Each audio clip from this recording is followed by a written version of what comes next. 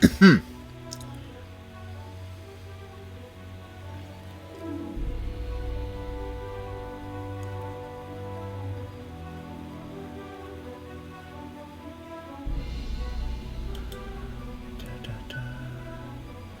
everyone is coming out at the same time as me.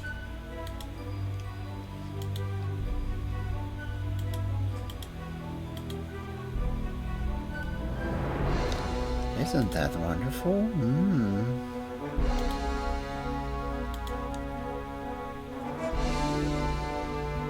am I getting double audio? Hold up.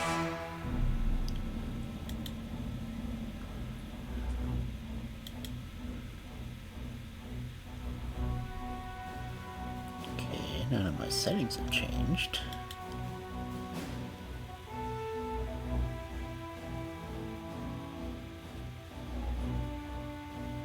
I'm actually hearing both outbound and repeat.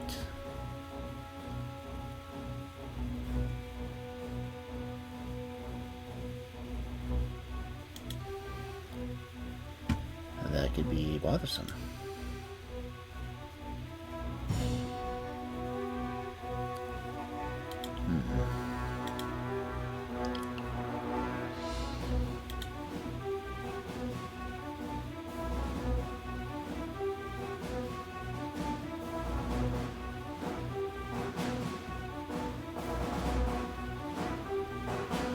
Well, I only heard one ooh.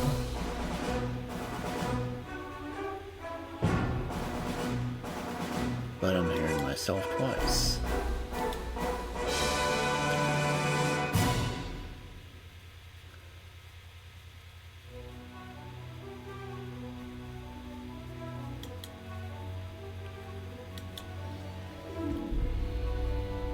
I'm actually hearing my music twice too.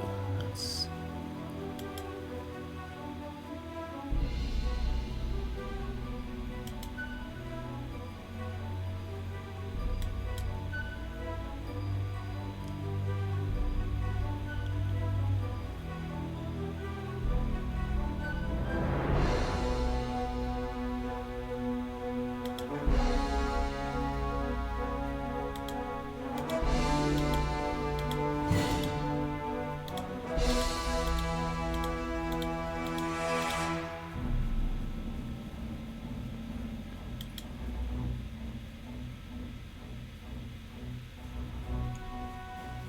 Hey, Guilty. Welcome in, friend.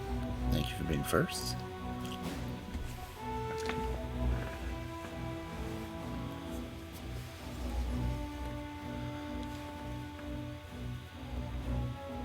And since you're here, are you hearing me echo?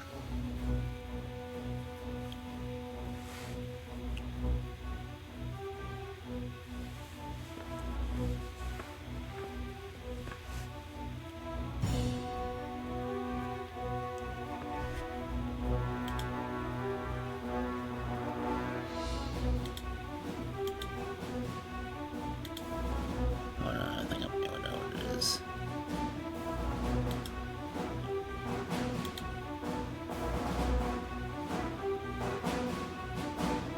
Okay, yeah, that was it.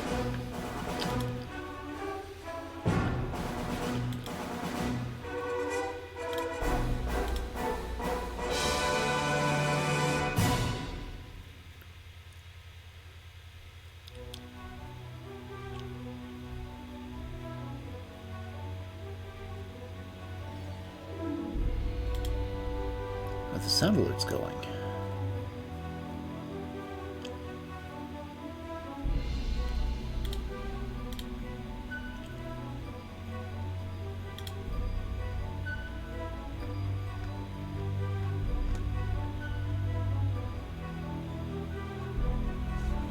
Again, it's a case of I'm hearing it, but it's going out on stream.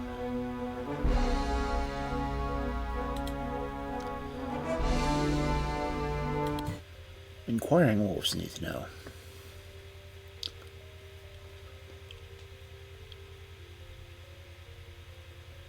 Dun, dun, dun.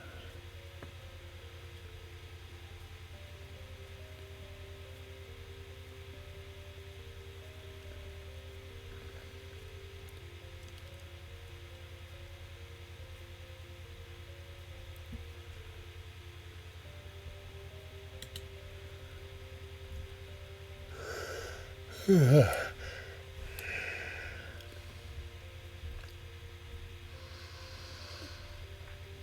weather's making me sleepy.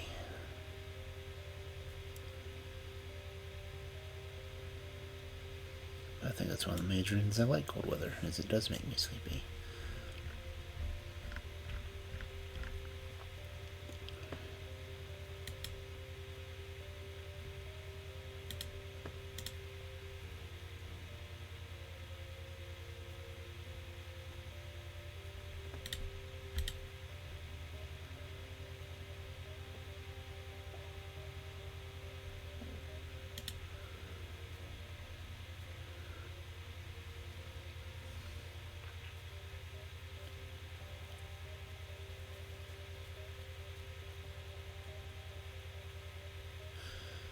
That's what I do. Hold on.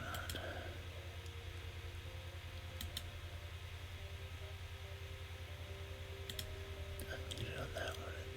I need it on this one.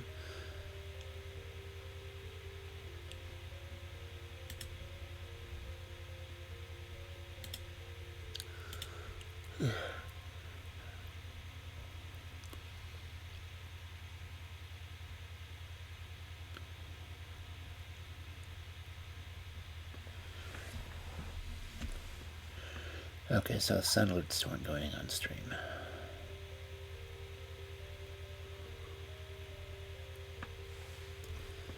What the hell?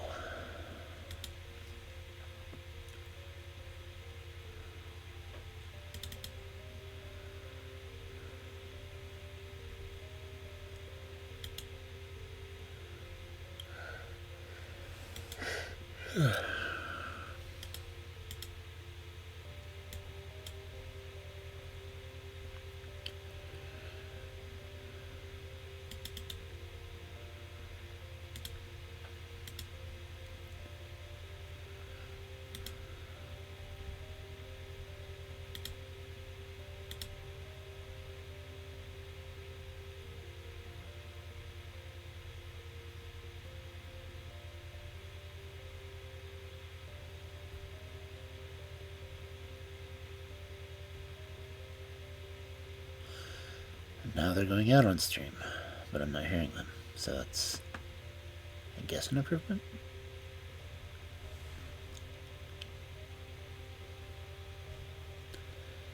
Yeah.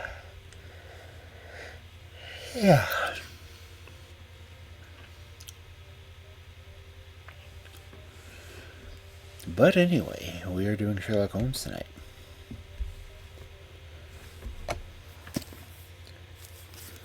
It looks like I'm, let's see. How many stories do I have left in this book?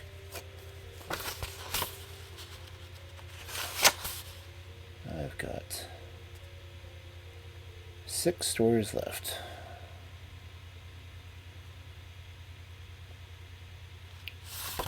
Cool. Okay.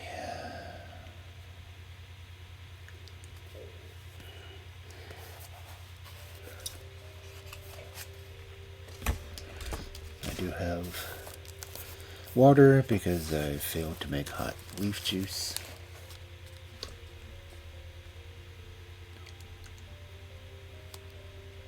So, what's an Oricorio pom-pom?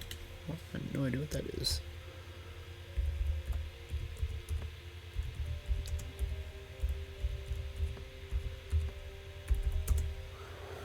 Yeah. I still can't type.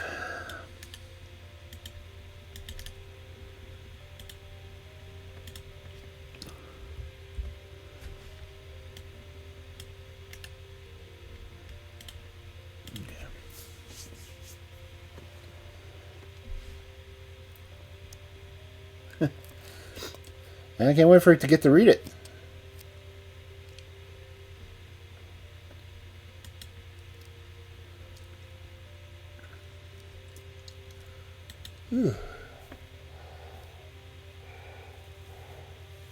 I'm thinking about maybe halfway through editing the next one.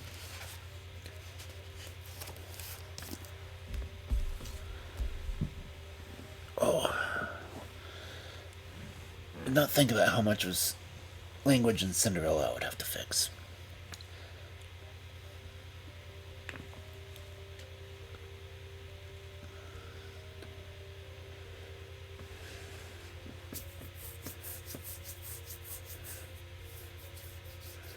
Ouch.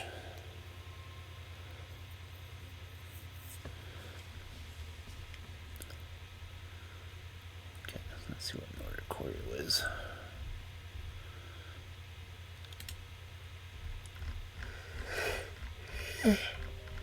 Ah, shame.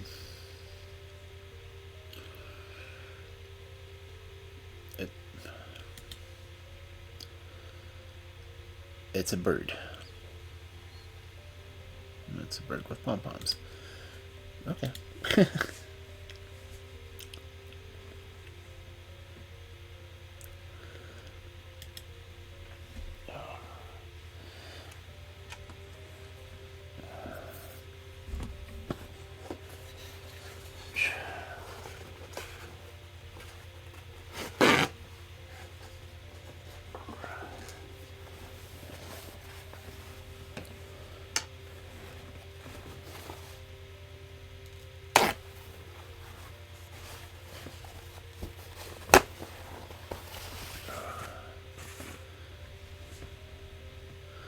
Okay, I'm gonna go ahead and switch over to.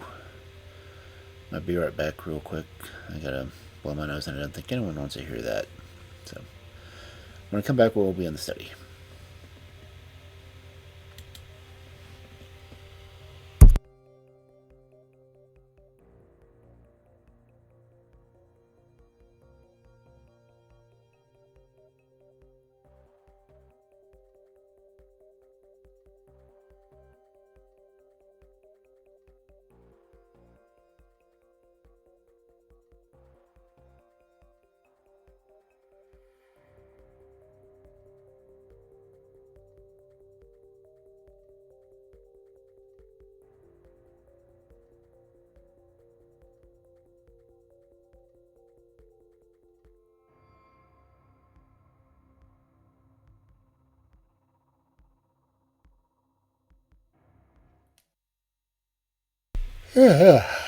Okay.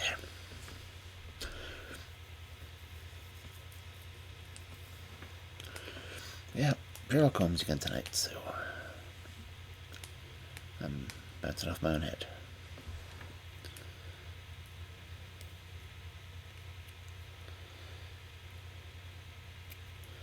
Let me turn that off real quick.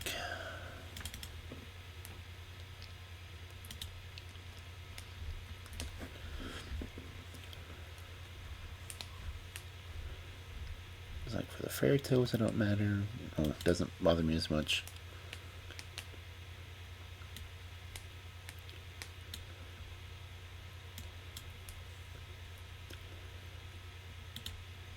Turn that off for now.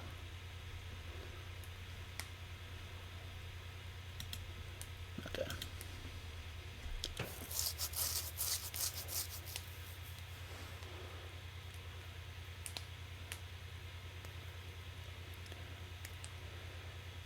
Face is a little on the fuzzy side right now, so. Anyway, it's already 9:15, so it's time to get into the books.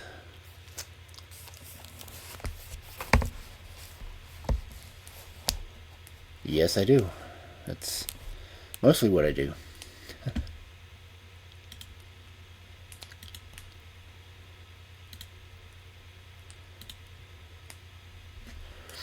I read, I've got one written right now, and I'm working on I'm trying to edit a second book of fairy tales. And occasionally I play video games, but mostly I just do the story reading.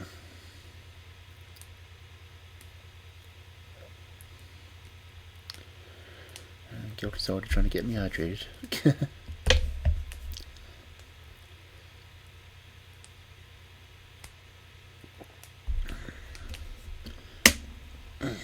And a stretch.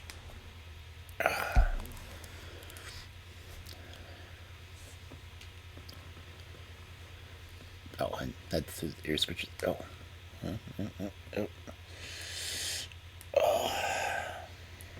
Okay. Yeah.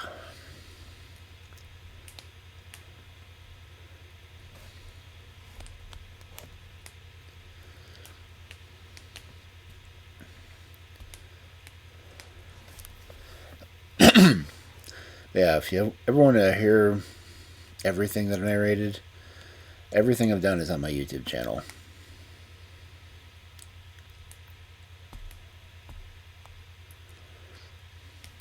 I try to just go straight story on here and get it transferred over there before the end of the night, so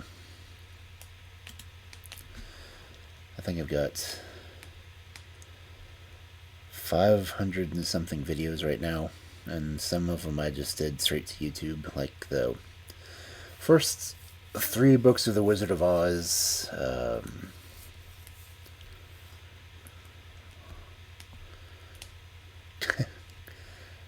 done 3 or 4 different books of fairy tales. Now I'm just going through the Andrew Lang series that I'm doing on Friday nights right now.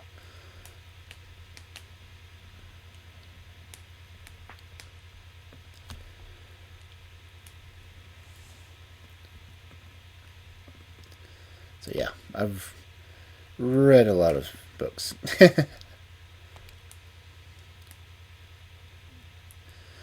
Well, right now I'm doing Sherlock Holmes on Thursdays, but I'm doing fairy tales on Fridays.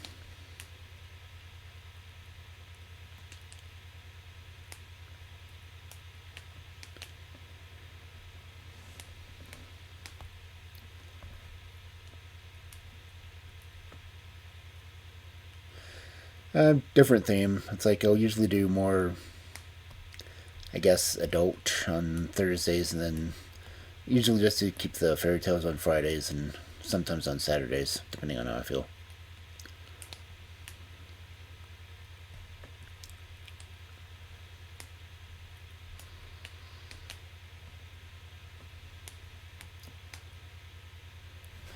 And I used to have a redeem that I would read things from some very old books that I have.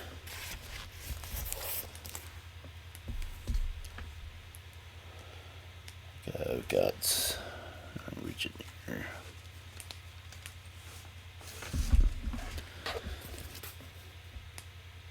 But I have a book of stories and toasts for after dinner. That's the title of it.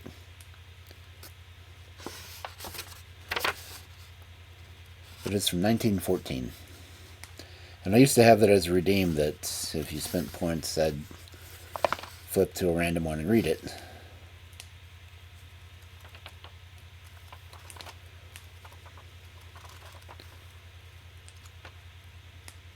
But, you know, no one was redeeming it, so I just turned it off.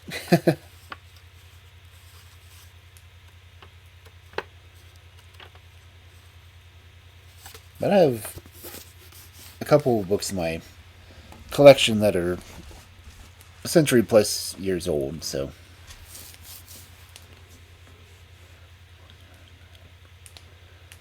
As long as I can read it, I will read it.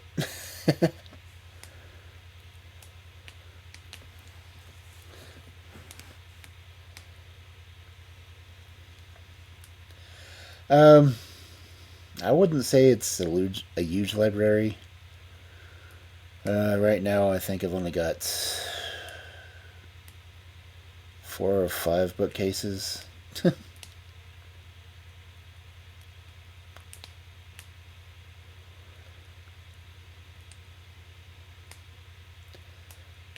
But oddly enough, I do try to stick mostly to fairy tales.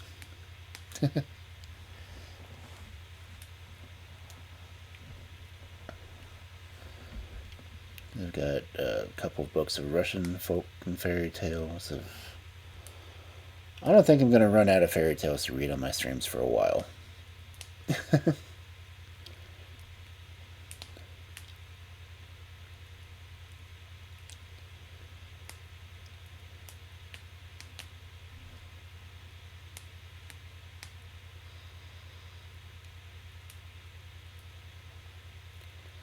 Psychological theory good. Horror's pretty good. I do like to do the older books just because of, copyright issues. I have read a few books that weren't public domain, but it was also before I was affiliated, so it didn't matter.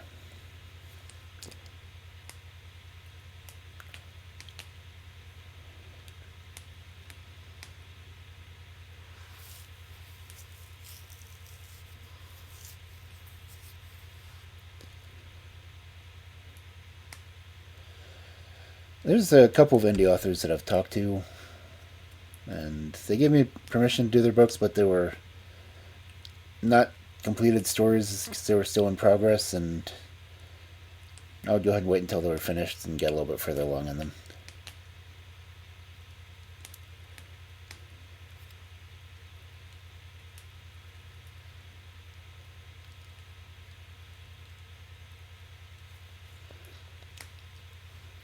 But since I started reading books on Twitch, I've run across a lot more people that do. So, of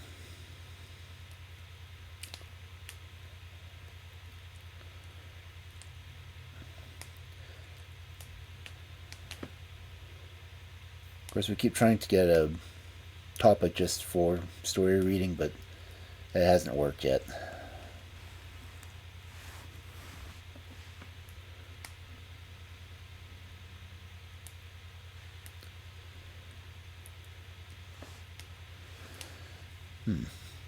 There's at least like 2 or 3 other wolves, just wolves alone that I know that read stories. So,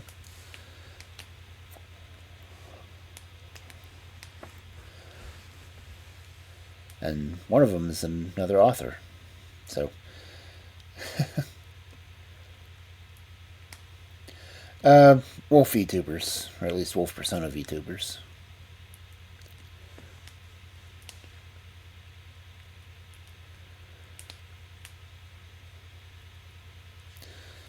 Uh, yeah, I think I checked in on yours earlier.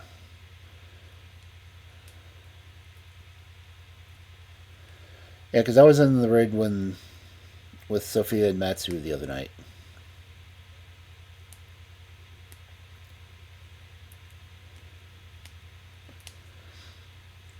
There are a lot of us readers out there, so uh, I think I've got a listing or two of them on my Twitter feed. I may see if I can get one of my lists up and see if I can pass that on to you too.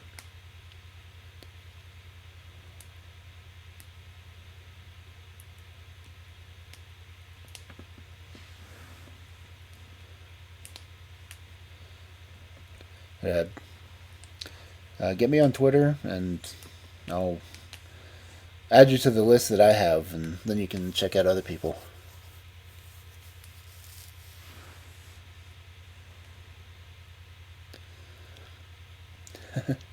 Yeah, most of Twitch is gaming. And just like the title I have on mine, well, the category the story time, it's actually a video game, and I've played it a few times. It's just weird.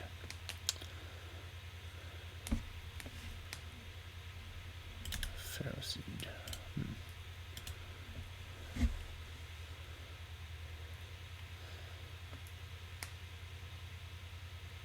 Yeah, the indie game story time. It's interesting situation. I guess it's cousins having to entertain each other, so they just make up stories.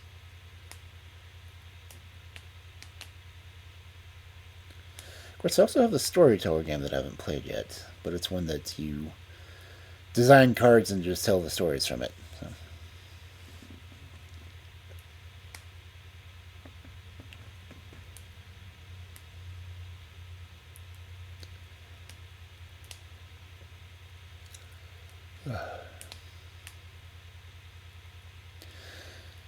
Nah, I usually don't do games that often, but I get the urge occasionally just to do something.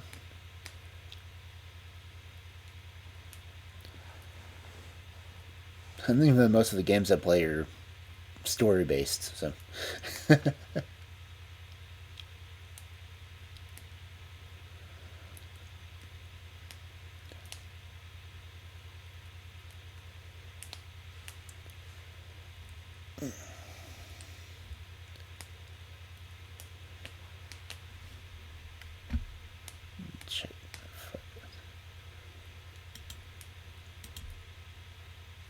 Okay, the fireplace is going to get its 10-hour one.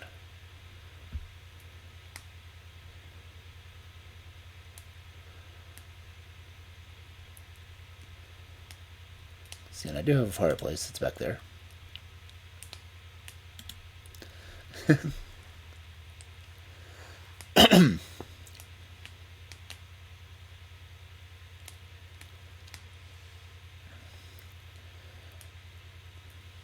But it's always nice to have some kind of background sound. Because I've got that one on here. For my fairy tale readings, I'm in my library instead.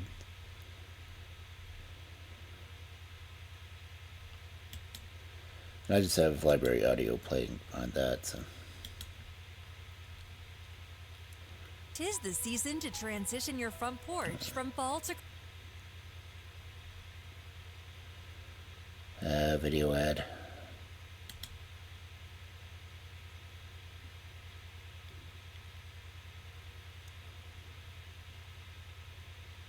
Christmas, and Hobby Lobby is here to help.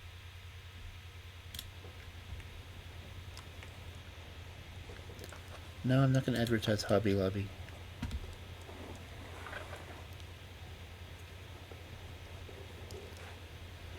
Yeah, but doing the scene designs and such, I've always enjoyed photo editing, so that's why I've got generally photorealistic backgrounds.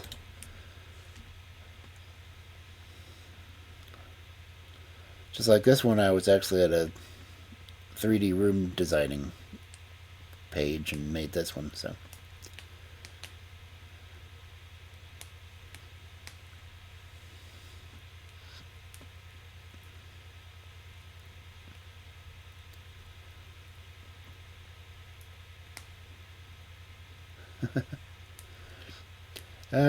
I would love to have people make my sets, but I can't afford it. So I often do my own things. So.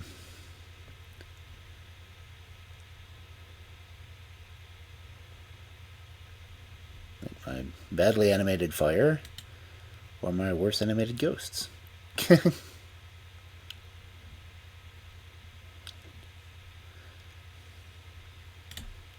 But anyway.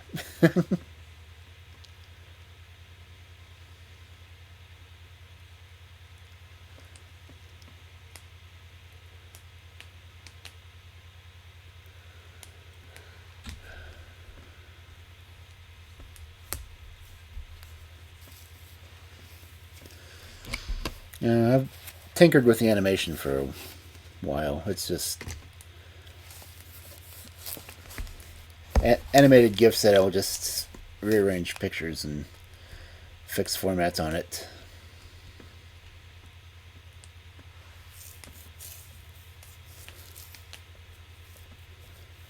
It's that stuff that, I've never done professionally, but I could probably try if I thought about it.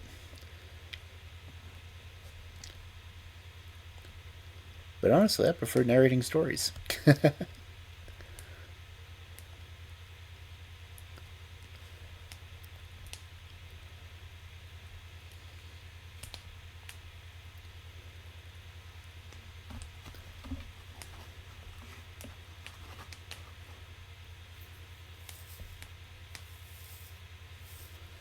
And for my picture editing, I'm literally using a 20-year-old copy of Photoshop.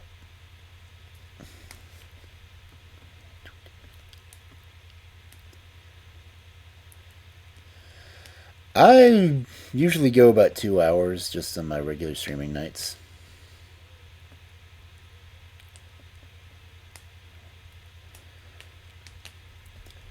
But one of the reasons I have such difficulties trying to do an entire story longer than that is that I do try to do things in the characters' voices.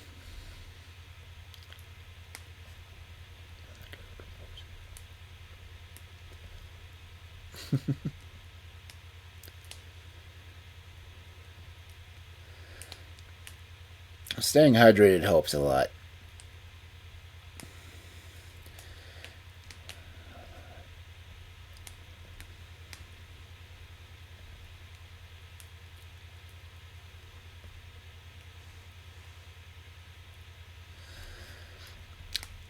takes some practice, but again, this is the kind of thing that I've done since I was a cub.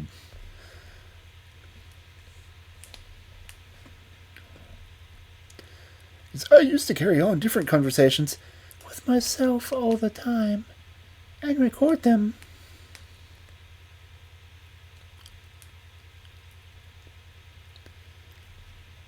So I figured this was just a natural progression for me.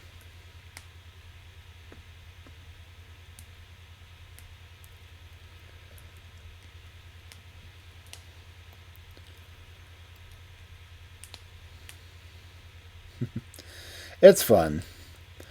The only problem with reading is you kind of have to keep track of which person you're doing, because I've lost track a few times.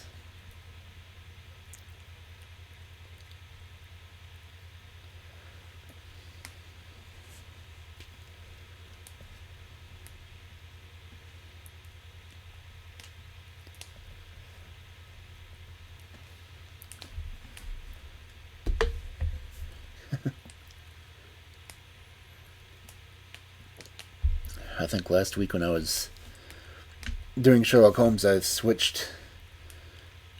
I was doing Watson's voice, but then I was reading the next part and didn't realize it switched characters and it was supposed to be a woman. That was a little odd.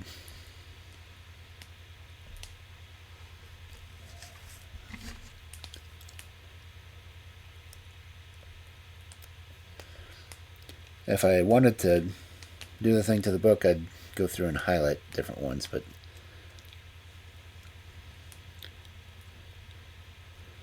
my books tend to be a little bit old and I don't want to do that to them.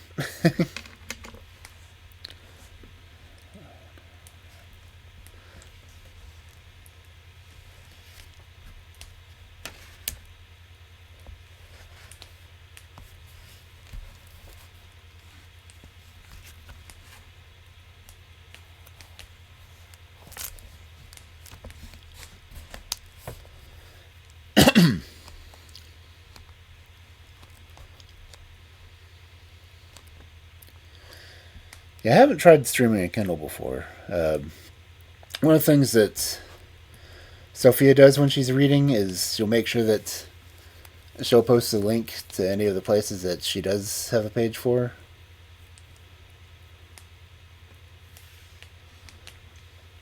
I think gutenbergpress.org will just have a listing of all the public domain stories that can be read.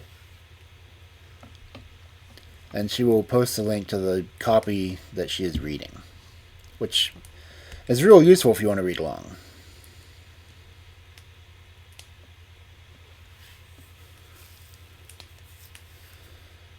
Me, I just have this penchant for having physical copies in my hand, which is probably why I have 5 bookshelves.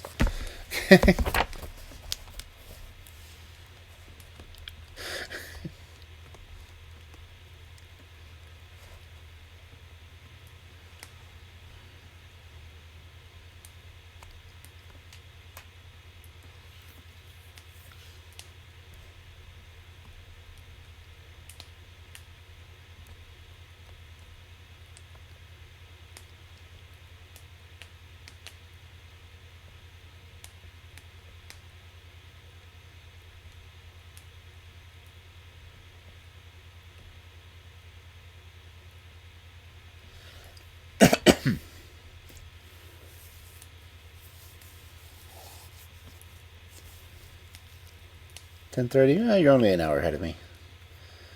But have a good night.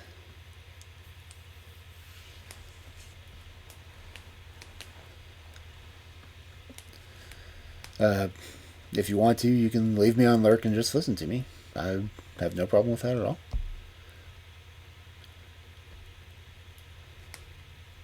That's kind of why I read this late at night. I originally started doing it to make up for not having time to read to my niece and nephew. Then I just kept reading at night anyway, so.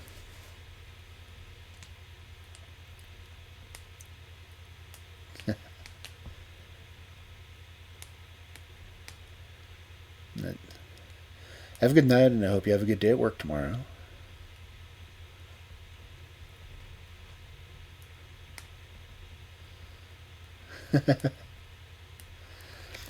Yeah, I really wish people would read more.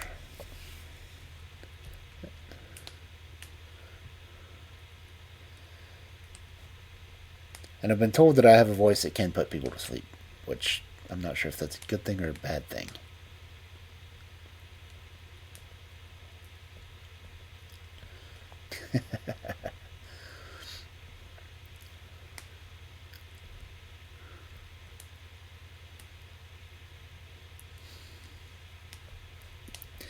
That's if it's fairy tales. I just people can go to sleep when I'm reading fairy tales. That's no problem.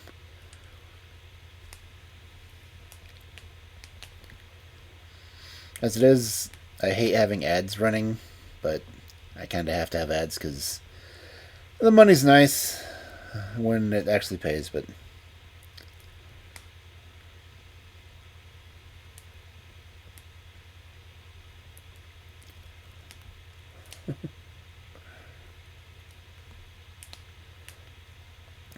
have a good night.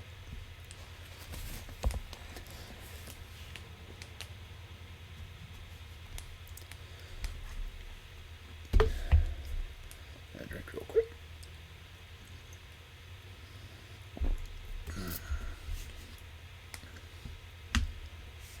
Okay.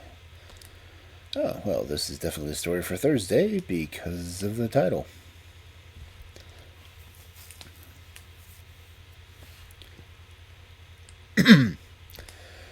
The Problem of Thor Bridge.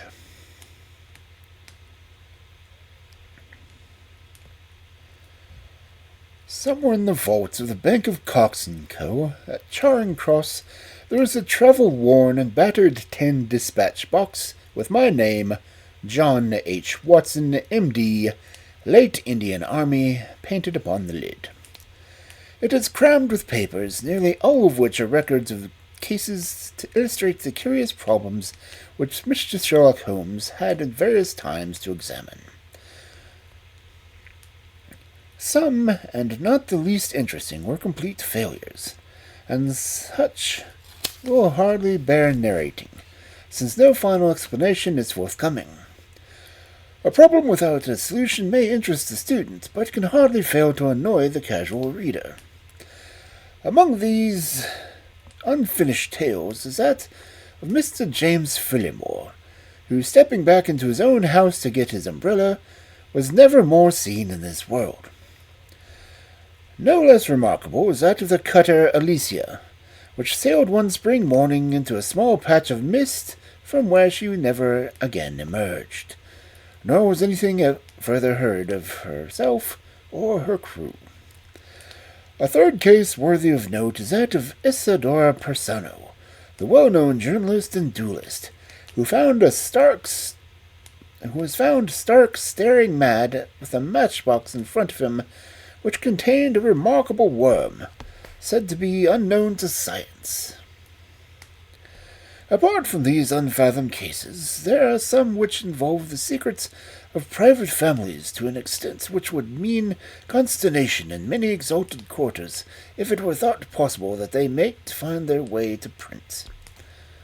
I need not say that such a breach of confidence is unthinkable, and that these records will be separated and destroyed now that my friend has had time to return his energies to the matter.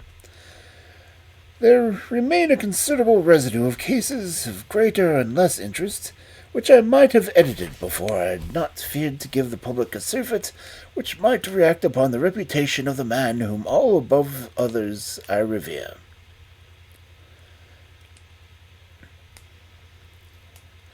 In some I was myself concerned, and can speak as an eyewitness, while in others I was neither present nor played a small part, or parts that they could only be told by a third person. The following narrative is drawn from my own experience. It was a wild morning in October, and I observed I was dressing how the last remaining leaves were being whirled from the solitary plane tree which graces the yard behind our house. I descended to breakfast, prepared by my young companion in deserted spirits, for, like all artists, he was easily impressioned by his surroundings. On the contrary, I found that he had nearly finished his meal, and that his mood was particularly bright and joyous, with that somewhat sinister cheerfulness which is characteristic of his lighter moments. "You have a case, Holmes," I remarked. "The difficulty of deduction is certainly contagious, Watson," he answered. "It has enabled you to probe my secret. Yes, I have a case. After a month of trivialities and stagnation, which reels once more." "Might I share it?" "There is little to share, but we may discuss it, when you have consumed the 2 hard-boiled eggs with which our new cook has favored us. That condition may not be unconnected with the copy of the Family Herald which I observed yesterday upon the hall table.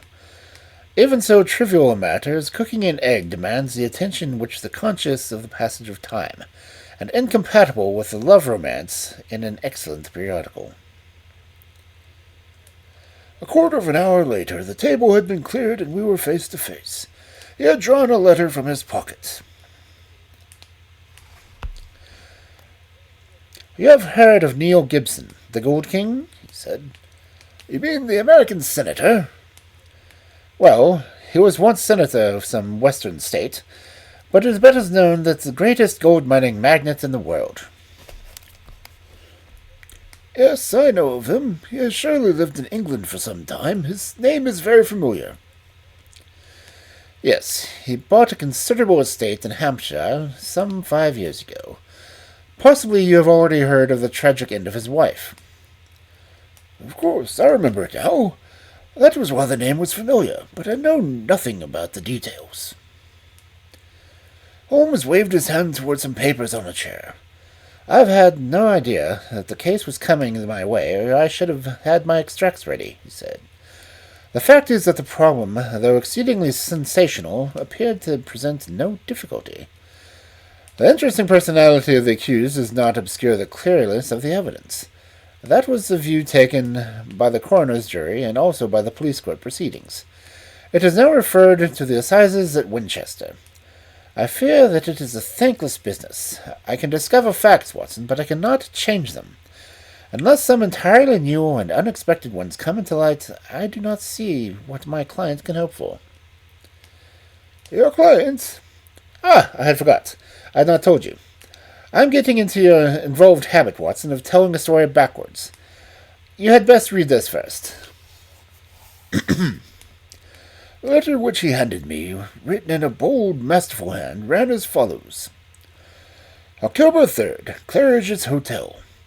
Dear Mr. Sherlock Holmes, I can't see the best woman God ever made go to her death without doing all that is possible to save her. I can't explain things. I can't even try to explain things. But I know beyond all doubt that Mrs. Dunbar is innocent. You know the facts. Who doesn't? It has been the gossip of the country, and never a voice raised for her. It's damned injustice of what... Oh, it makes me crazy. That woman has a heart that wouldn't let her kill a fly. Well, I'll come at 11 tomorrow and see if you can get some ray of light in the dark. Maybe I have a clue and don't know it. Anyhow, all I know is all I have, and I am sure of your use if only you can save her. If you ever in your life you showed your powers, put them now into this case. Yours faithfully, J. Neil Gibson."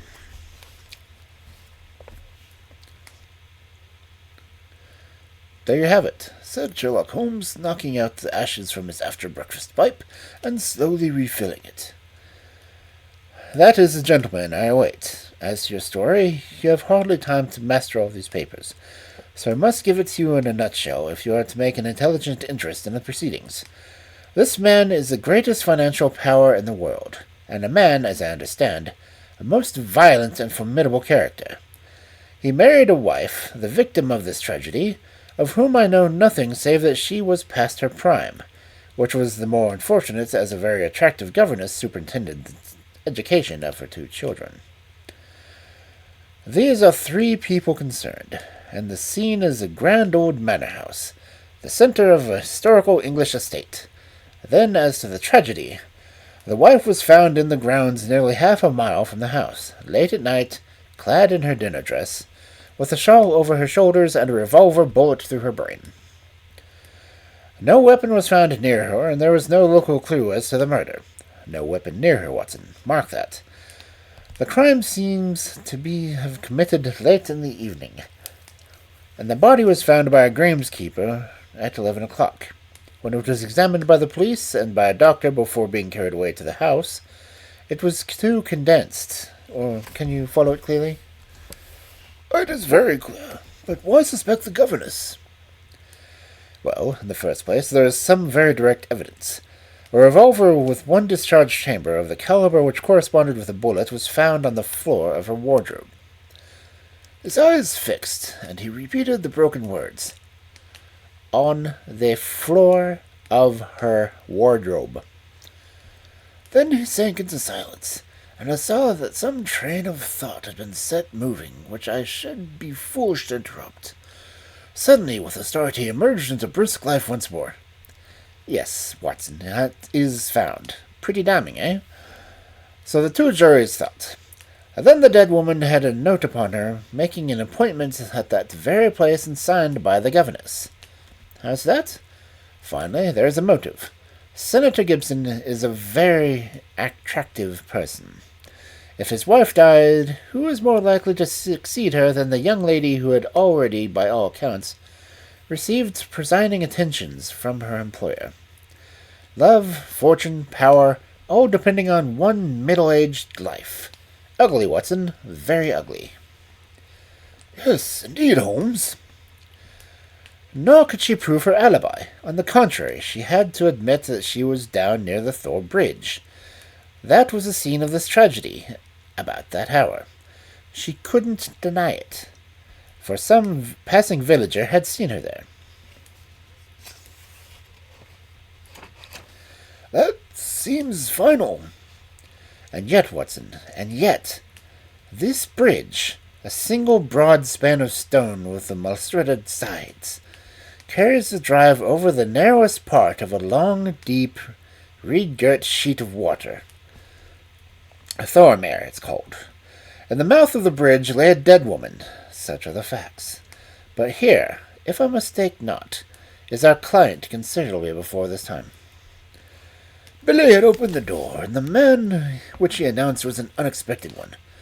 Mr. Marlowe Bates was a stranger to both of us. He was a thin, nervous wisp of a man with frightened eyes and a twitching, hesitated manner. A man whom my own professional eye would judge to be on the brink of an absolute nervous breakdown. You seem agitated, Mr. Bates, said Holmes. Pray sit down. I fear that I can only give you a short time, for I have an appointment at 11. I know you have, a visitor gasped, shooting out sentences like a man who was out of breath. Mr. Gibson is coming. Mr. Gibson is my employer. I am the manager of his estate, Mr. Holmes. He is a villain, an infernal villain. Strong language, Mr. Bates. I have to be emphatic, Mr. Holmes, for the time is so limited. I would not have him find me here for the world. He is almost due now, but I am so situated that I could not come earlier. His secretary, Mr. Ferguson, told me this morning of his appointment with you. And are you his manager? I have given him notice. In a couple of weeks I shall have shaken off his accursed slavery. A hard man, Mr. Holmes, all about him. Those public charities are a screen to cover his private iniquities. But his wife was his chief victim. He was brutal to her, yes, sir, brutal. How she came to her death I do not know, but I am sure that he had made her life misery to her.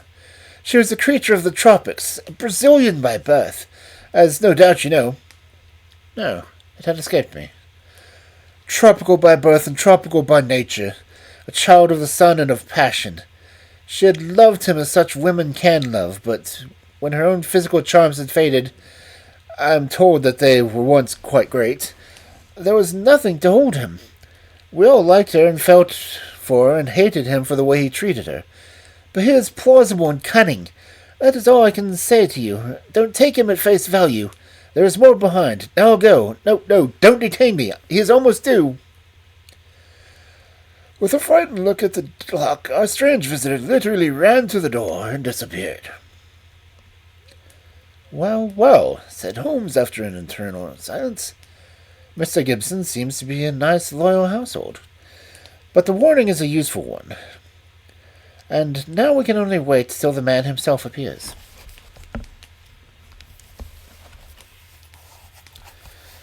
Sharp at the hour, we heard a heavy step upon the stairs, and the famous millionaire was shown into the room.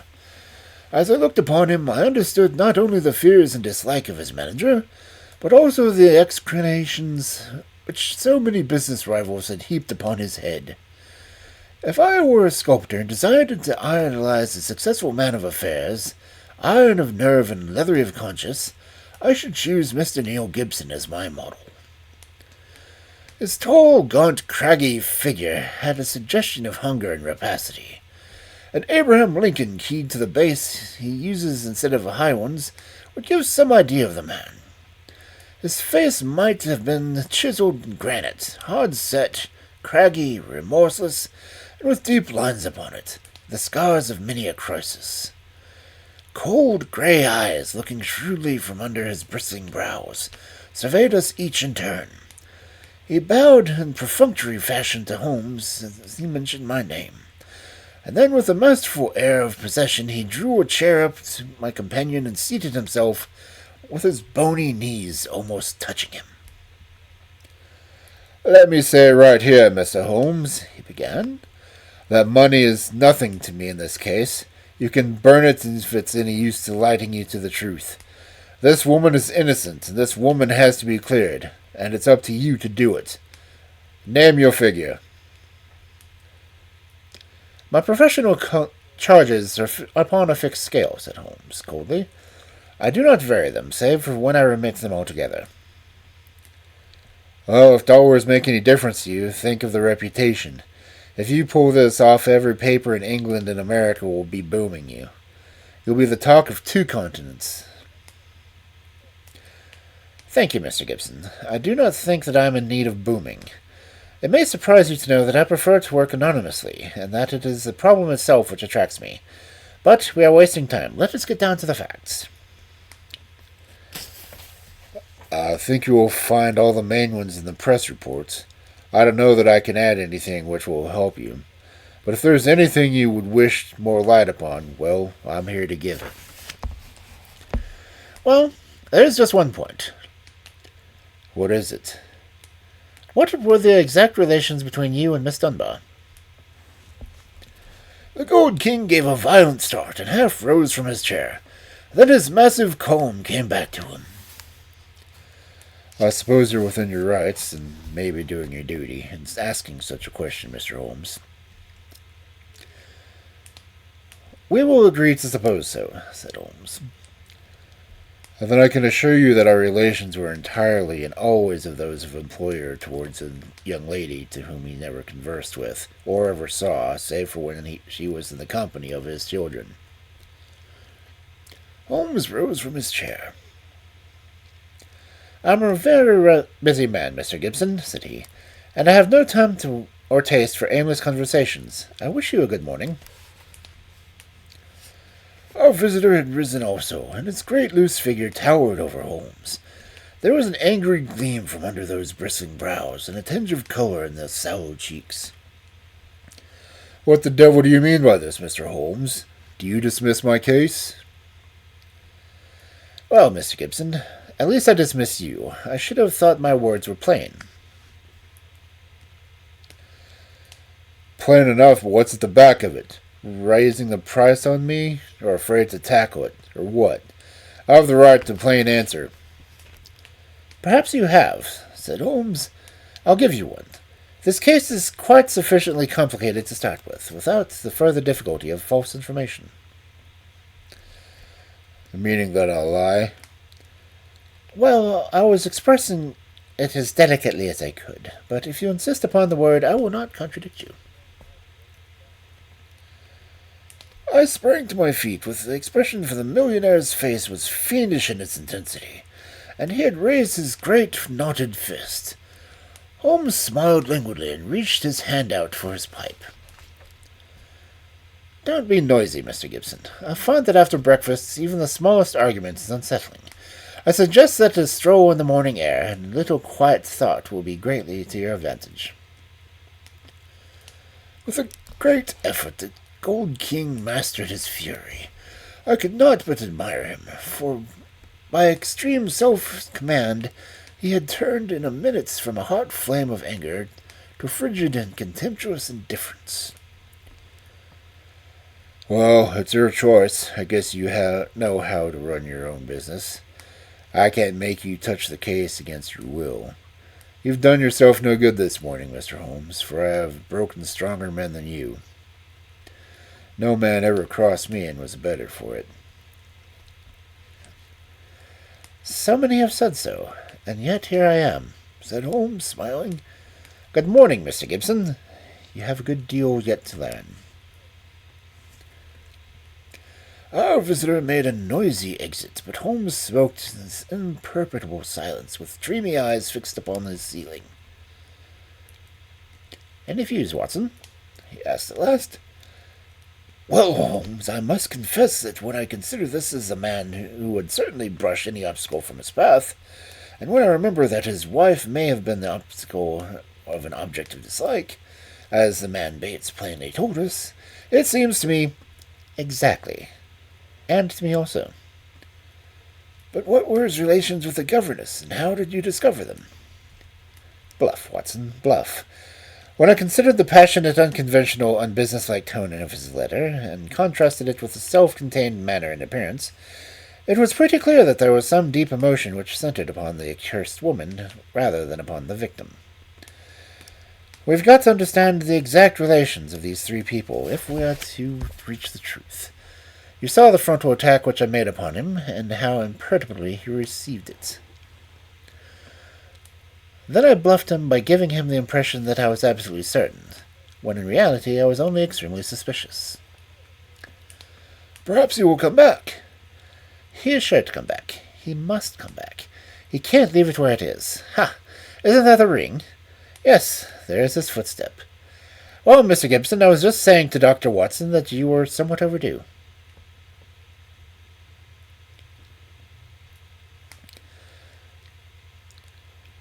The Gold King had re-entered the room in a more chastened mood than he had left it. His wounded pride still showed on his resentful eyes, but his common sense had shown him that he must yield if he were to attain the end. I've been thinking it over, Mr. Holmes, and I feel that I have been hasty in taking your remarks amiss. You are justified in getting down to the facts, whatever they may be, and I thank the more of you for it. I can assure you, however, that the relationship between Miss Dunbar and me don't really touch this case. That is for me to decide, is it not? Yes, I guess that is so. You're like a surgeon who wants every symptom before he can give his diagnosis. Exactly, that expresses it. And it is only a patient who has an object in deceiving the surgeon who would conceal the facts of this case. That may be so, but you will admit, Mr. Holmes, that most men would shy off a bit when they're asked point blank if their relations with a woman may be, if there really is any serious feeling in the case. I guess most men have a little private reserve of their own in some corner of their souls where they don't welcome intruders, and you burst suddenly into it.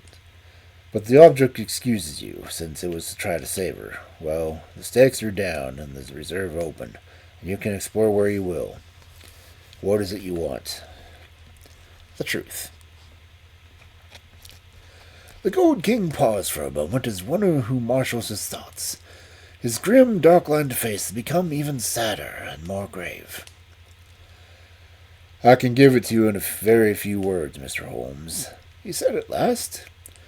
There are some things that are painful as well as difficult to say, so I won't go deeper than is needful. I met my wife when I was gold hunting in Brazil.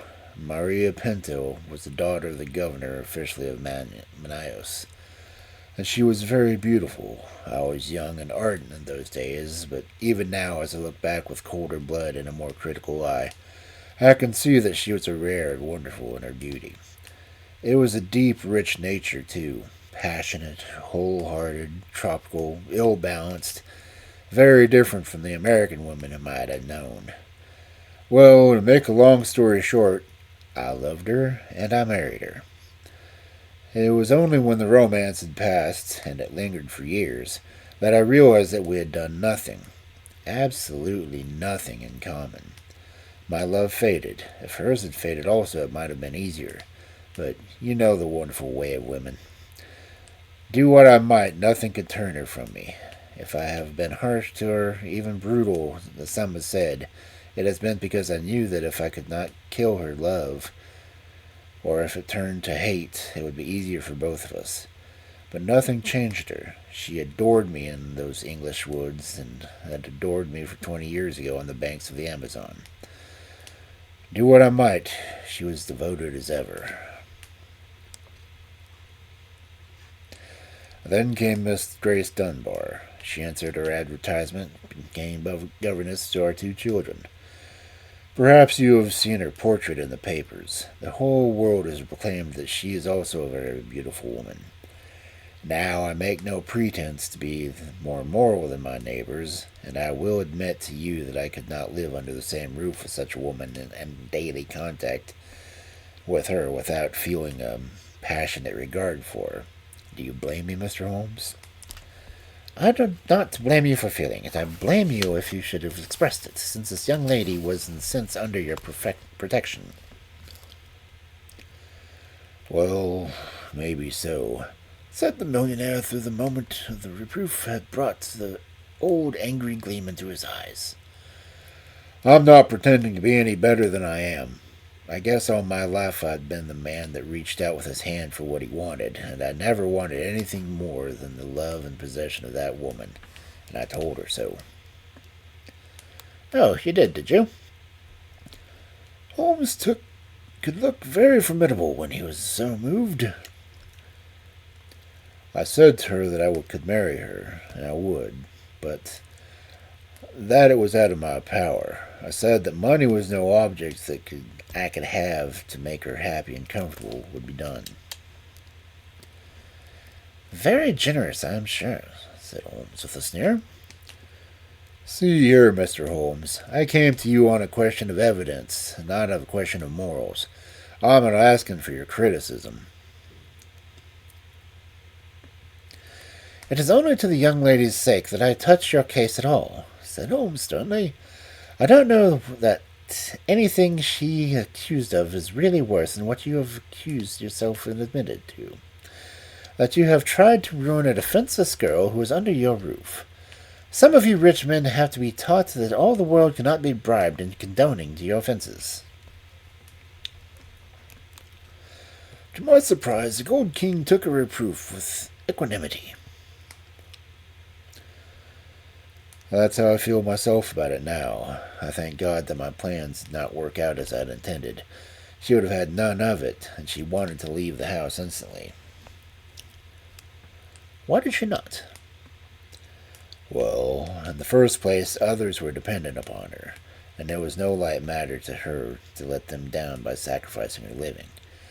When I had sworn, as I did, that she would never be molested again, she consented to remain. But there was another reason given. She knew the influence she had over me,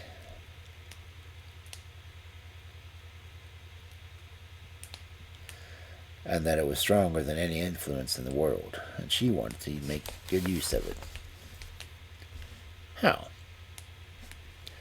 Well, she knew something of my affairs. They're large, Holmes. Large beyond the belief of an ordinary man. I can make or break, and it is usually break. It wasn't individuals only. It was communities, cities, even nations. Business is a hard game, and the weak go to the wall. I played the game all for what it was worth. I never squealed myself, and I never cared if the other fellow squealed. But she saw it different. I guess she was right. She believed and said that a fortune could, for one man, that was more than he needed, should not be built on 10,000 ruined men who were left without the means of life. That was how she saw it, and I guess she could see past the dollars to something that was more lasting. She found that I listened to what she said, and she believed she was serving the world by influencing my actions, so she stayed. And then this came along. Can you throw any light upon that? The Gold King paused for a moment or more, his head sunk into his hands, lost in deep thought. It's very black against her, I can't deny that. And women lead an inward life and may do things beyond the judgment of a man. At first, I was so rattled and taken aback that I was all ready to think that she had been led away in some extraordinary fashion that was clean against her unusual nature. One explanation came into my head. I'll give it to you, Mr. Holmes, for what it's worth.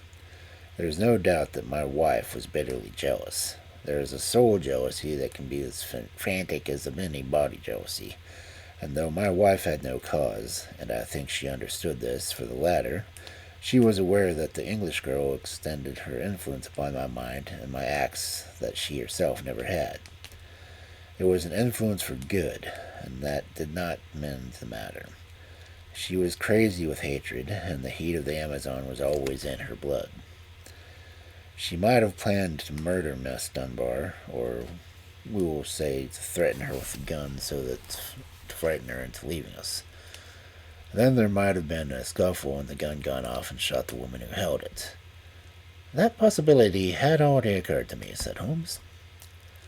Indeed, it is the only obvious alternative to the deliberate murder. But she utterly denies it. Well, that is not final, is it? One can understand that a woman placed in so awful a position might hurry home still in her bewilderment holding the revolver. She might even throw it in her own clothes, hardly knowing what she was doing, and when it is found, she might try to lie her way out by total denial, since all explanation is impossible. What is against such opposition? Miss Dunbar herself. Well, perhaps. Holmes looked at his watch. I have no doubt that we can get the necessary permits this morning and reach Winchester by the evening train. When I have seen this young lady, it is very possible that I may be for more use of you than the matter, although I cannot promise that my conclusions will necessarily be such as you desire.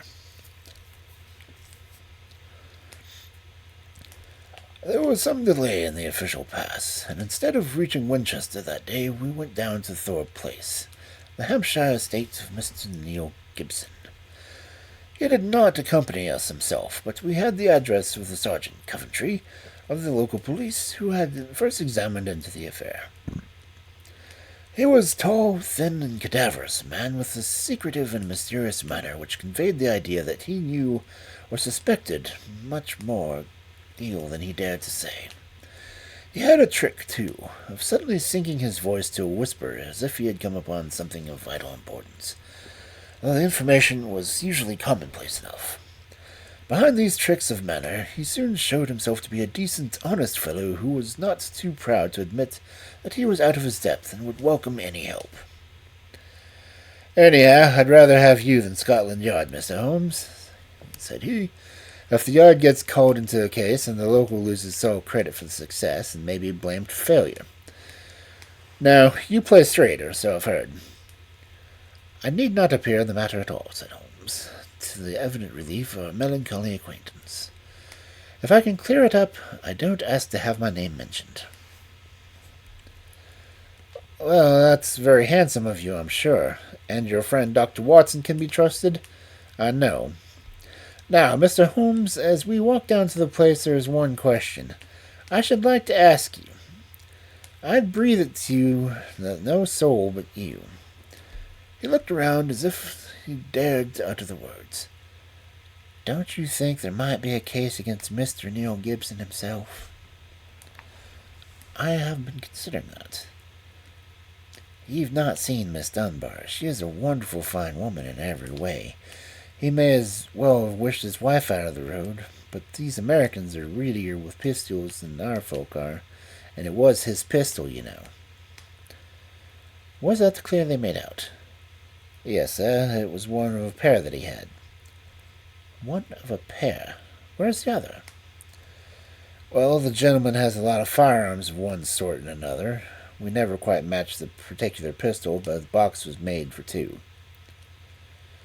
Well, if it was one of a pair, you should surely be able to match it. Well, we had them all laid out in the house, if you would like to take a careful look over them. Perhaps later. I think we will walk down together and have a look at the scene of the tragedy. The conversation had taken place in the little front room of the Sergeant Coventry's humble cottage, which served as a local police station. A walk of half a mile or so across a windswept heath, all gold and bronze with the fading ferns, brought us to the side gates opening into the grounds of Thor Place estate. A path led us through the pheasant preserves, and then from a clearing we saw the widespread half-timbered house, half Tudor and half Gregorian, upon the crest of the hill. Beside us there was a long, reedy pool, constricted in the center where the main carriage drive passed over a stony bridge, but swelling into small lakes on either side. Our guide paused at the mouth of the bridge, and he pointed to the ground. This is where Miss Gibson's body lay, marked by that stone. I understand that you were there before it was moved. Yes, they sent for me at once. Who did? Mr. Gibson himself. The moment the alarm was given, he had rushed down with the others from the house, insisted that nothing should be moved until the police should have arrived. That was sensible. I gather from the newspaper report that the shot was fired from close quarters. Yes, sir, very close. Near the right temple. Just behind it, sir. How did the body lie? On the back, sir. No trace of a struggle. No marks, no weapon. The short note from Miss Dunbar was clutched in her left hand.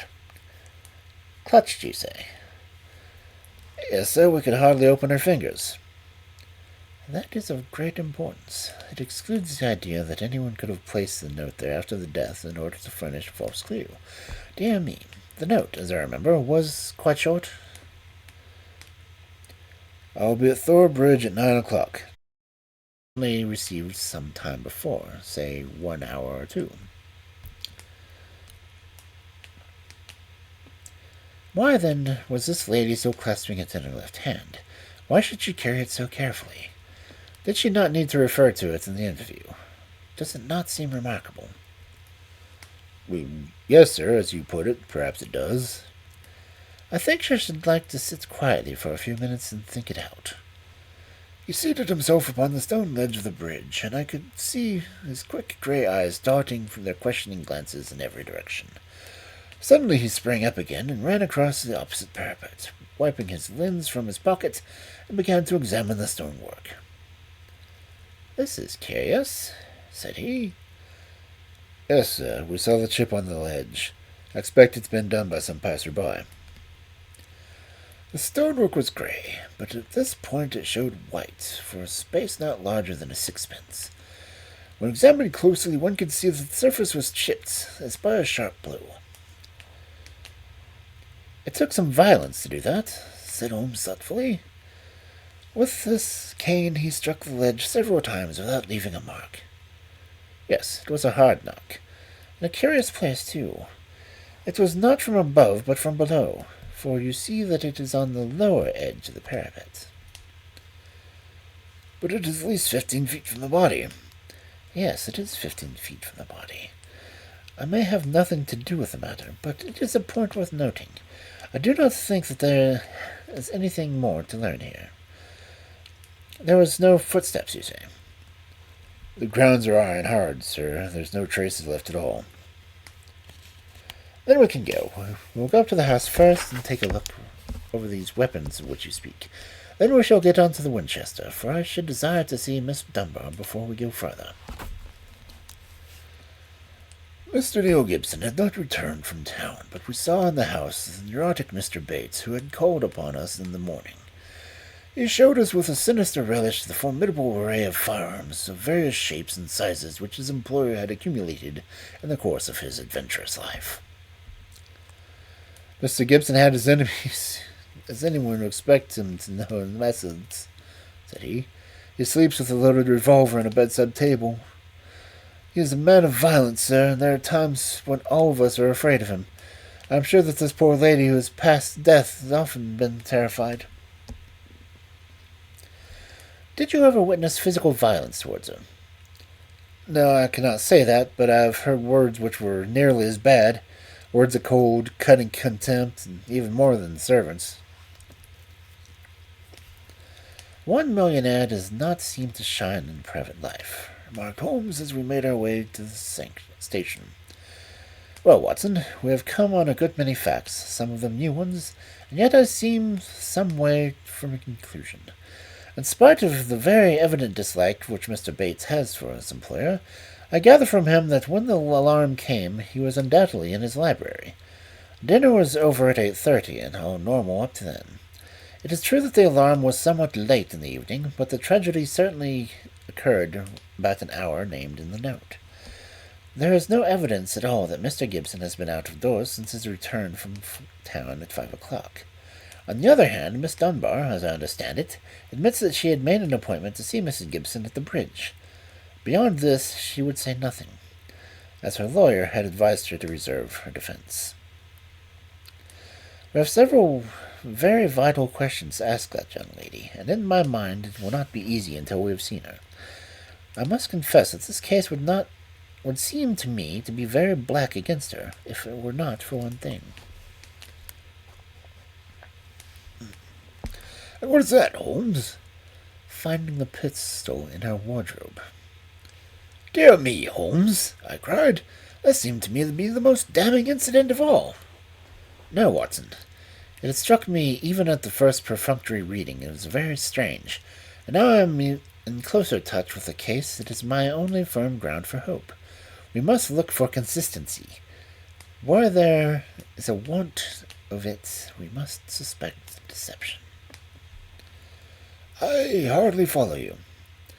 Well, now, Watson, suppose for a moment that we visualize you in a character of a woman who, in a cold, premeditated fashion, is about to get rid of her rival. You have planned it, a note has been written, the victim has come. You have your weapon. The crime is done, it was workmanlike and complete. Do you tell me that after carrying out so crafty a crime, you would now ruin your reputation as a criminal by forgetting to fling your weapon into those adjacent reed beds which would forever cover it? But you must need carry it carefully home and put it in your own wardrobe, the very place that would be searched. Your best friends would hardly call you a schemer, Watson, and yet I could not picture you doing anything so crude as that.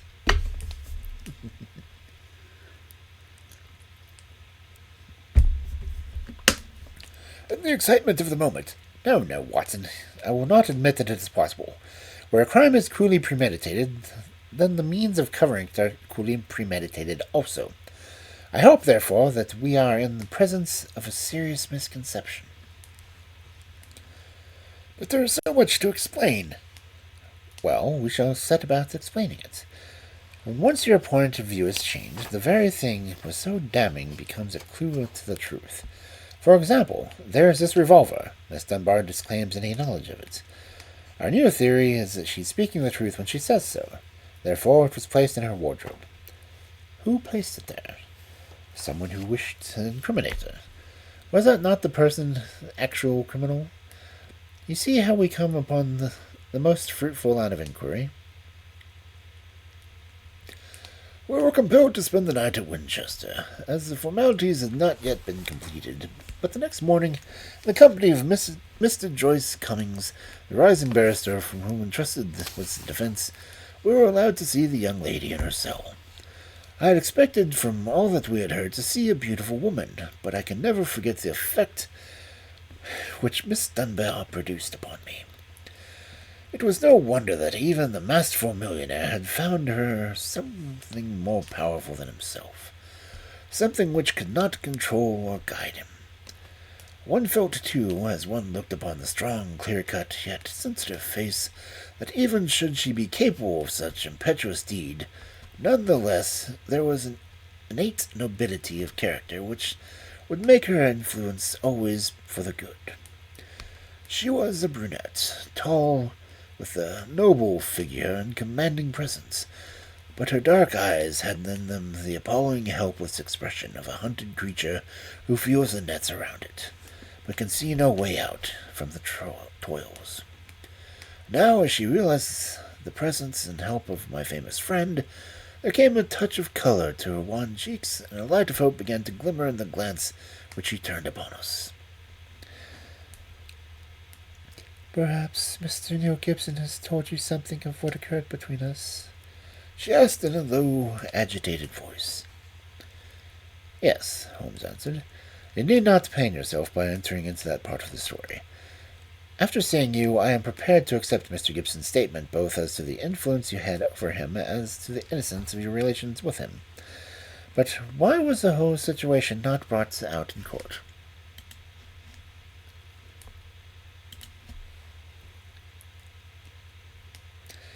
It seemed to me credible that such a charge would be sustained. I thought that if we waited, the whole thing must be clear itself without our being compelled to enter into painful details of the inner life of the family. But I understand that far from it clearing has become more serious.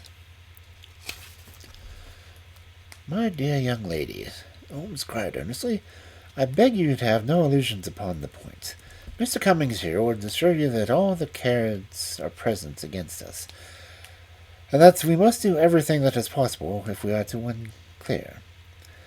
It would be a cruel deception to pretend that you are not in very great danger. Give me all the help that you can, then, to get to the truth. I will conceal nothing. Tell us, then, of your true relations with Mr. Gibson's wife. She hated me, Mr. Holmes. She hated me with all the fervor of her tropical nature. She was a woman who would do nothing by halves, and the measure of her love for her husband was the measure also of her hatred for me. It is possible that she misunderstood our relations. I would not wish to wrong her, but she loved so vividly in a physical sense that she could hardly understand the mental and even spiritual tie which held her husband to me, or imagine that it was only my desire to influence his power to good ends which kept me under his roof. I can see now that I was wrong. Nothing could justify me in remaining there where I was this case of unhappiness, and yet it is certain that the unhappiness would have remained even if I had left the house. Now, Miss Dunbar, said Holmes, I beg you to tell us exactly what occurred that evening. I can tell you the truth so far as I know, Mr. Holmes, but I am in a position to prove nothing, and there are points, the most vital points, which I can neither explain, nor can I imagine any explanation. If you will find the facts, perhaps others will find the explanation.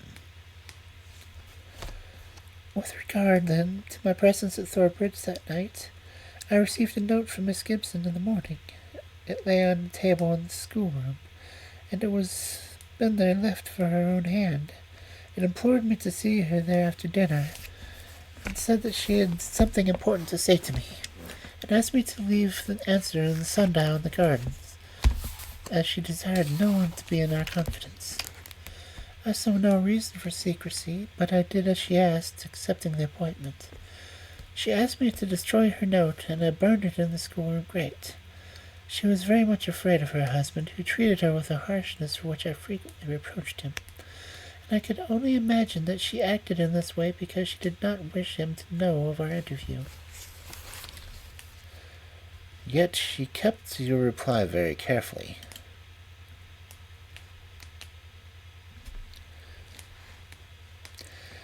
Yes, I was surprised to hear that she had it in her hand when she died. Well, what happened? I went down as I had promised. When I reached the bridge, she was waiting for me. Never did I realize at that moment how this poor creature hated me. She was like a madwoman. Indeed, I think she was a madwoman, subtly mad with a deep power of deception which insane people may have. How else could she have met me with an unconcern every day, and yet had such a hatred for me in her heart? I will not say what she did. She poured out her whole wild fury in the burning of the horrible words. I did not even answer. I could not. It was dreadful to see her. I put my hands to my ears and rushed away. Then I left her. She was standing still, shrieking out her curses at me in the mouth of the bridge.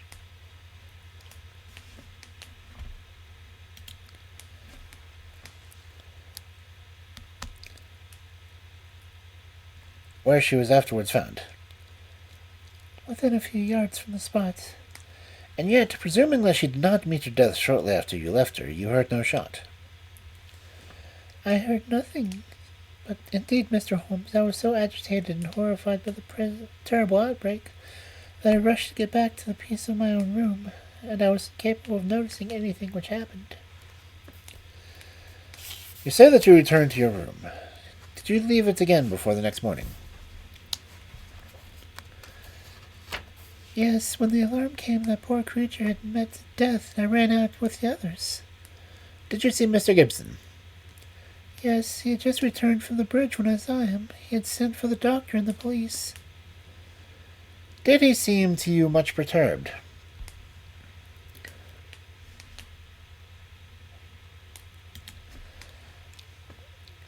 Mr. Gibson is a very strong, self-contained man.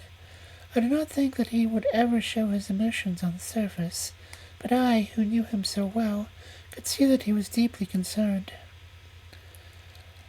Then we come to the all-important point, the pistol that was found in your room. Had you ever seen it before?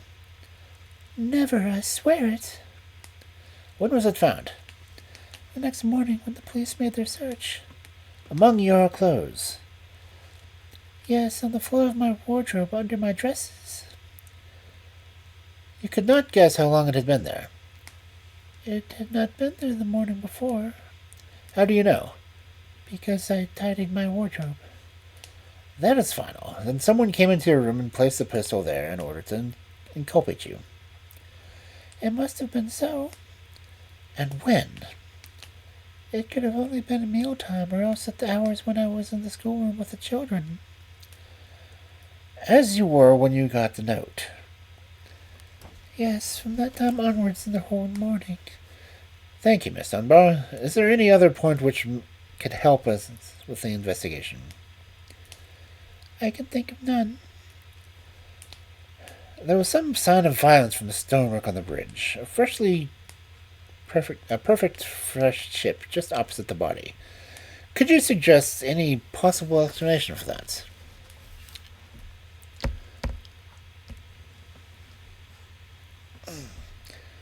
Surely it must be a mere coincidence.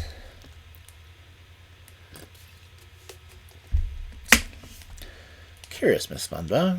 Very curious. Why should it appear at the very time of the tragedy, and why in the very place? But what could have caused it? No great violence could have such an effect. Holmes did not answer. His pale, eager face had suddenly resumed the tense, faraway expression which I had learned to associate with extreme manifestations of his genius. So evident was this crisis of his mind that none of us dared to speak, and we sat, barrister, prisoner, and myself, watching him in concentrated and absorbed silence. Suddenly he sprang from his chair, vibrating with nervous energy and pressing need for action. "Come, Watson, come!" he cried. "What is it, Holmes?" "Never mind, dear lady. You will hear from me. Mr. Cummings, with the help of God of justice, I will give you a case which will make England ring. You will get the news by tomorrow, Miss Dunbar, and meanwhile take assurance that the clouds are lifting and that I have every hope that the light of truth is breaking through." It was not a long journey from Winchester to Thor Place, and it was evident as long as my patience, while for Holmes it was evident that it seemed endless. For in his nervous restlessness he could not sit still. He paced the carriage and drummed with his long, sensitive fingers upon the cushions beside him. Suddenly, however, as we neared the destination, he seated himself opposite of me. We had a first-class carriage to ourselves. Laying his hand upon one of my knees, he looked into my eyes with a particularly mischievous gaze which had the characteristics of a more imp-like moods. "Watson," he said, "I have some recollection that you will go armed upon these excursions of ours."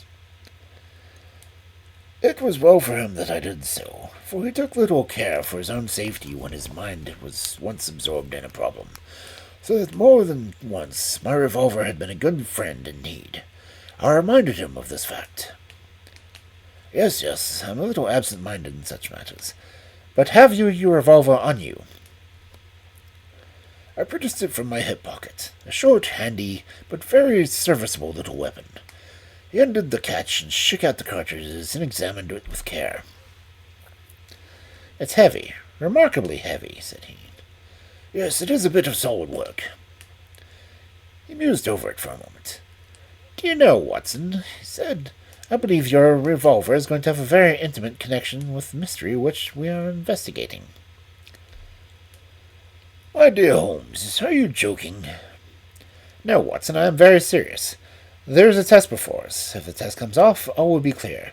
And the test will depend on the conduct of this little weapon. One cartridge out. Now, we'll replace the other 5 and put on the safety catch, so that it increases the weight and makes it a better reproduction." I had a glimmer of what was in his mind, nor did he enlighten me. I had lost the thought until we pulled up into the little Hampshire station. We secured a ramshackle trap, and in a quarter of an hour we were at the house of our confidential friend, the sergeant. "A clue, Mr. Holmes. What is it?" "It all depends upon the behavior of Mr. Watson's revolver," said my friend. "Here it is. Now, officer, can you give me 10 yards of string?" The village shop provided us a full buy of stout twine. "I think that this is all we need," said Holmes. "Now, if you please, we will get off to what I hope is the last stage of our journey." The sun was setting and turning the rolling Hampshire moor into a wonderful autumn panorama. The sergeant, with many critical and incredulous glances which showed his deep doubts of the sanity of my companion, lurched forward beside us. As we approached the scene of the crime, I could see that my friend, under all his habitual coolness, was in truth deeply agitated. "Yes," he said, in answer to my remark, "you have seen me miss my mark before, Watson. I have an instinct for such things, and yet it has sometimes played me false. It seemed a certainty when we first flashed my mind in the cell of Winchester. But one drawback of an active mind is that it can always conceive alternate explanations which would make our scent a false one. And yet... Well, Watson, we can try." As we walked, he had firmly tied one end of the string to the handle of the revolver. And now we reached the scene of the tragedy. With great care, I marked that under the guidance of the policeman, the exact spot where the body had been stretched. Then he hunted along the heather and the ferns until he found a considerable stone. This he secured to the other end of his line of string, and he hung it to the parapet of the bridge so that it swung clear above the water. Then he stood on the fatal spot, some distance from the edge of the bridge, with my revolver at his hand, the string pulled tight between the weapon and the heavy stone on the farther side. "Now for it!" he cried. At the words, he raised the pistol to his head, and then let go of his grip. In an instant it had been whisked away from the weight of the stone, and had struck a sharp crack upon the parapet, and had vanished over the side into the water. It had hardly gone before Holmes was kneeling beside the stonework, and a joyous cry showed that he had found what he expected. "Was there ever a more exact demonstration?" he cried. "See, Watson, your revolver has solved the problem." As he spoke, he pointed to the second chip of the exact size and shape of the first, which had been appeared under the under ledge of the stone balustrade. "We'll stay at the inn tonight," he continued. As he rose, he faced an astonished sergeant. "You will, of course, get a grappling hook, and you will restore my friend's revolver. You will also find beside it the revolver, string, and weight in which the vindictive woman attempted to disguise her own crime and fasten a charge of murder upon an innocent victim. You can let Mr. Gibson know that I will see him in the morning, when the steps can be taken for Miss Dunbar's vindication."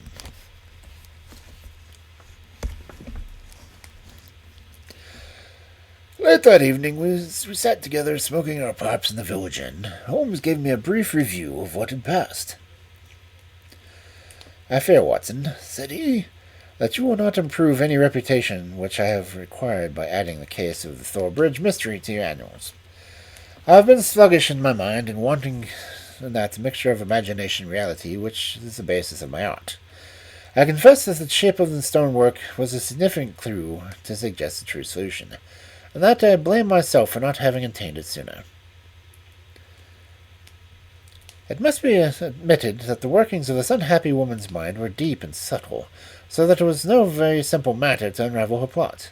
I do not think that in our adventures we have ever come across a stranger example of that perverted love can bring about. Whether Miss Dunbar was her rival in physical or merely mental state seems to have been plain equally unfavorable in her eyes. No doubt she blamed this innocent lady for all those harsh dealings and unkind words with which her husband had tried to repel her to demonstrate affection. Her first resolution was to end her own life. Her second was to do it in such a way that it was to involve her victim in a fate which was worse fate than any sudden death could be. We can follow the various steps quite clearly, and they show a remarkable subtlety of mind. A note was extracted very cleverly from Miss Dunbar, which would make it appear that she had chosen the scene of the crime. In her anxiety that it should be discovered, she somewhat overdid it, by holding it in her hand to the last. This alone should have excited my suspicions earlier than it did. Then she took one of her husband's revolvers — there was, you saw, an arsenal in the house — and kept it for her own use. A similar one was concealed that morning in Miss Dunbar's wardrobe after the discharging barrel, which she could easily do in the woods without distracting attention. She then went down to the bridge, where she had contrived the exceedingly ingenious method of getting rid of her weapon. Miss Dunbar appeared to use her last breath in pouring out her hatred. She then, as she was out hearing, carried out the terrible purpose. Every link is now in place, and the chain is complete. The papers may ask where the mirror was not dragged in the first instance, but it was easy to be wise after the event, and in any case the expanse of a reed-fueled lake is no easy matter to drag, unless you have a clear perception of what you are looking for and where. Well, Watson, we have helped a remarkable woman and a formidable man. Should they in the future rejoin their forces, it seems not unlikely, the financial world may find that Mr. Neil Gibson has learned something in that schoolroom of sorrow, which our earlier lessons are taught.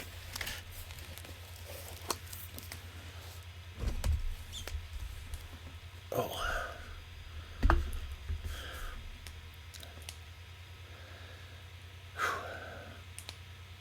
That was a long story.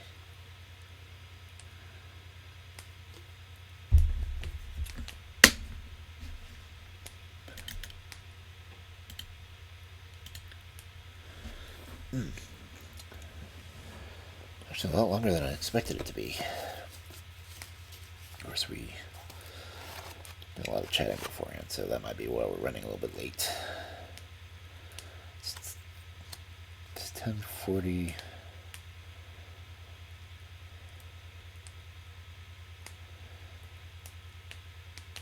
Oh, God, no wonder. This is 28 pages. No wonder it took so long.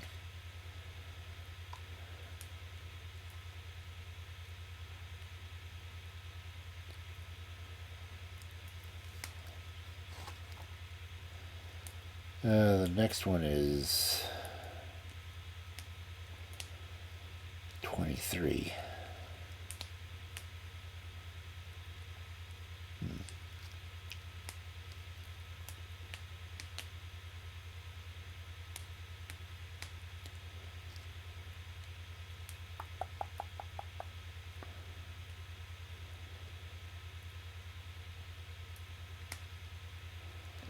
I may hold off until next week. It looks like there's going to be a couple of shorter ones coming up.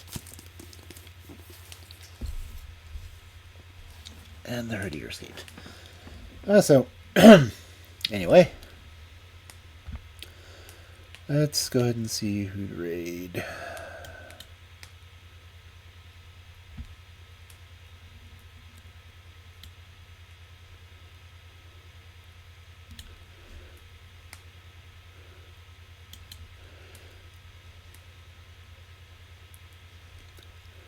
Oh, please don't leave. I'm just going to raid. I need one more raid of at least 2 people to do whatever the next thing is.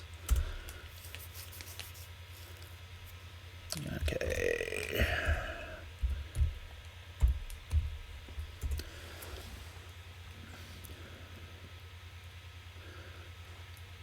I think the one with the reading is level 1 now. So if you want to use that one, it's just a couple hundred points. So. But let's go ahead and let's see who's on.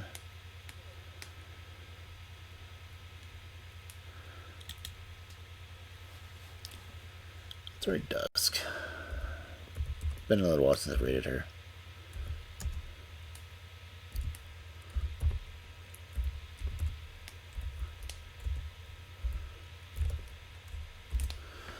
So,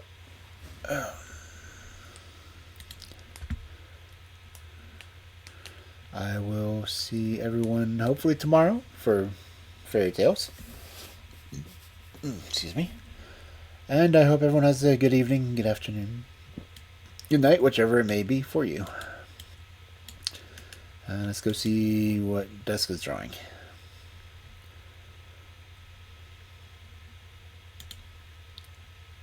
Finish typing. Alright. No, username. Oh, I spelled it wrong. Haha.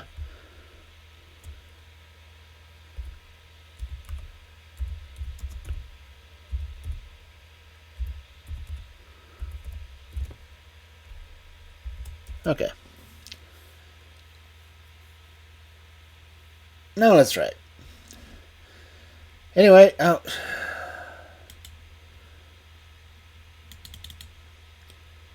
No, I need 2 people in the raid.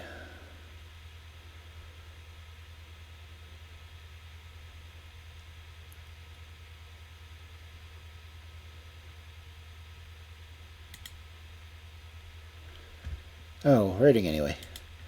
Have a good night, everyone, and I will hopefully see you tomorrow.